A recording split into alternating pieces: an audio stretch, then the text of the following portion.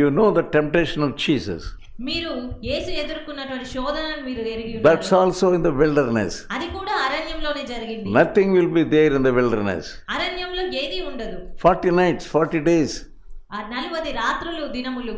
And Jesus was there in the wilderness. మరి యేసుక్రీస్తు అరణ్యంలోనే ఉన్నారు. He was praying and praying and praying and preparing for the temptation. ఆయన కేవలం ప్రార్థించుకుంటూ రాబోయే శోధనకు సిద్ధపడి ఉన్నారు. After he got victory only, he started the work of God.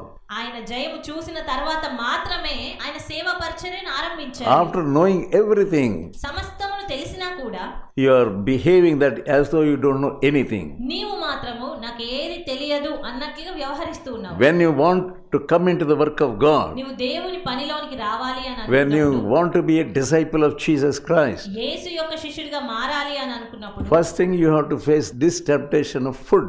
మొట్టమొదటిగా నీవు ఈ యొక్క శోధన అనగా ఆహారం గురించిన శోధనను నువ్వు జయించాలి. What did the devil say to Jesus? సాతాను యేసుక్రీస్తుతో ఏమని చెప్తున్నాడు? Many stones here, ఇక్కడ ఎన్నో రాళ్ళు ఉన్నాయి, and you are so hungry. నీవు ఎంతో ఆకలిగా ఉన్నావు కదా, Make these stones to become bread. ఈ రాళ్లను రొట్టెలుగా చేసుకో.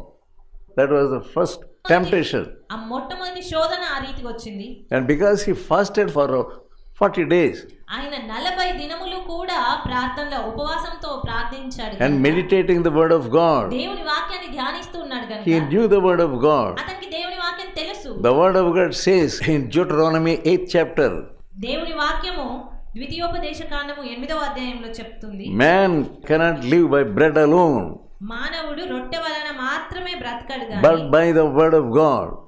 కానీ దేవుడు ఇచ్చేటువంటి ప్రతి మాట వలన The నరుడు word of బ్రతుకుతాడు. God itself is enough. ఆ దేవుని వాక్యమే సరిపోతుంది It will జీవించడానికి. fill your heart, it will fill your mind. The word of God will fill your stomach also. అది నీ హృదయాన్ని, నీ మనసును, నీ కడుపును సైతం నింపగలుగుతుంది. Many people are afraid to fast. చాలా మంది ఉపవాసం ఉండడానికి భయపడతారు. You are not getting victory over your cell phone. ఈ సెల్ ఫోన్ల పైన మీకు జయం రాలేదు. You are always looking at those ugly movies. అన్ని వేళలా చెడ్డ సినిమాలను There చూస్తూనే is ఉన్నారు. terrible devil in you. నీలో ఎంతో భయంకరమైనటువంటి దురాత్మ ఉన్నది. You are not able to know the dangerous results of looking at those movies. ఆ యొక్క సినిమాలు చూస్తున్నప్పుడు వాటి రాబోయే ప్రభావం అనేది నువ్వు ఎంత మాత్రం గ్రహించట్లేదు. That is the temptation you are facing now. ఈ సమయంలో నువ్వు పొందుతున్న శోధన అంతా అదే. But Jesus got victory for you. కానీ యేసుక్రీస్తు నీ కొరకు జయమును సంపాదించారు. After having fasted for 40 days, he got victory. 40 దినములు రాత్రులు ఉపవాసముని ప్రార్థించిన తర్వాత జయమును At పొందావు. least 3 days you fast. కనీసం 3 దినాలైనా నువ్వు ప్రార్థన ఉండు. God will show you the way. దేవుడు నీకు మార్గంను చూపిస్తాడు. It is not dangerous to fast. ఆ ఉపవాసం ఉండడం అనేది ఏమి ప్రమాదకరమైన విషయం God కాదు. will keep you. దేవుడు నిన్ను కాపాడుతాడు. God will not allow you to die. అంతేగాని దేవుడు ఏమి నీవు చనిపోవడానికి అనుమతించడు. Even heathen people are fasting. కానీ అన్యజనులు సైతం వారు ఉపవాసం ఉంటారు. When nominal Christians are fasting, నామకార్థ క్రైస్తవులు సైతం ఉపవాసం you ఉంటారు. say you are a believer. మరి నీవు ఒక విశ్వాసివని చెప్తావు. You are not getting victory over some sin. కానీ ఏదో ఒక పాపం పైన నీకు జయం లేదు. But after knowing everything, you are weak and you are eating and trying to overcome it, but you are failing. అన్నీ తెలిసినప్పటికీ కూడా నీవు బలహీనుడుగా ఉంటున్నావు. ఆహారం ఏడల ఆసక్తిని చూపి జయం చూడలేకపోతున్నావు. 2 Corinthians 6th chapter 2 కొరింథీ 6వ అధ్యాయము and verse 14. 14వ వచనం, మీరు అవిశ్వాసులతో జోడుగా ఉండకూడి, నీతికి దుర్నీతితో ఏమి సాంగత్యము, వెలుగునకు చీకటితో ఏమి పొత్తు, క్రీస్తునకు బెలియాలతో ఏమి సంబంధము, అవిశ్వాసితో విశ్వాసికి పాలెక్కడిది. This is another danger. ఇది మరొక ప్రమాదము. Making friendship with others. ఇతరులతో స్నేహం చేయడం. You are going to your relatives. మీరు మీ బంధువుల యొద్దకు వెళ్తూ ఉన్నారు. They are not believers. వారు విశ్వాసులు కాదు. Always they want to drag you back అన్ని వేళలా మిమ్మల్ని వెనక్కి లాగాలని చూస్తూ ఉంటారు. without knowing the will of God. దేవుని చిత్తం తెలుసుకోకుండా You are going and entangling with them, మీరు వెళ్ళి వారితో చిక్కులు పడిపోతున్నారు. and you are making friendship with them. వారితో స్నేహం చేస్తున్నారు. You are so happy with them. దాన్ని బట్టి మీరు వారితో ఎంతో సంతోషంగా ఉంటున్నారు. You think, if I don't go to that function, what they will think. నేను ఒకవేళ ఆ ఫంక్షన్కి వెళ్ళకపోతే వారు ఏమనుకుంటారు? That's where the devil is deceiving you. అక్కడే సాతాను నిన్ను మోసగిస్తూ ఉన్నాడు. ఉన్నారు. If you don't go there, నీవు అక్కడికి వెళ్ళకపోతే they won't kill you. వారేమి నిన్ను చంపేయరు కదా. You are obeying the word of God. నీవు దేవుని మాటకు విధేయత చూపిస్తున్నావు. You are just going into friendship with others who are not believers, who are not Christians. కానీ నీవు కేవలం అవిశ్వాసులతో స్నేహం చేస్తూ ఉన్నావు. Friendship is not bad. స్నేహం చేయడం అనేది తప్పు కాదు. If you go and talk to them about Jesus, నీవు వారి యొద్దకు వెళ్ళి యేసుక్రీస్తుని గురించి మాట్లాడితే, if you go and give them the gospel వారికి సువార్తను అందిస్తే all the day, ఆ దినమంతా కూడా and if you are able to pray with them, నీవు వారితో కలిసి ప్రార్థించగలిగితే it's not bad. అదేమి చెడ్డ విషయం కాదు. But they are overcoming you. కానీ వారే నీ మీద జయం చూస్తున్నారు.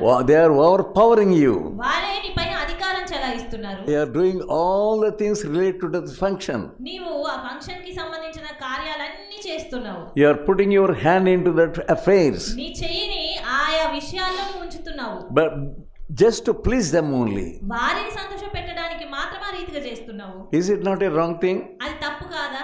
When God says you don't have anything to do with them, దేవుడు unbelievers, దేవుడు అలాంటి అవిశ్వాసులతో ఏ సాంగత్యం ఉండదు you అని think చెప్పినప్పుడు you think God is foolish God. నీవు దేవుడే అవివేక దేవుడు అనుకుంటున్నావు. Yeah, God is unwise God. దేవుడికి జ్ఞానం లేదు అనుకుంటున్నావు. But as a matter of fact, you are foolish. కానీ నిజానికి నీవు అజ్ఞానివి.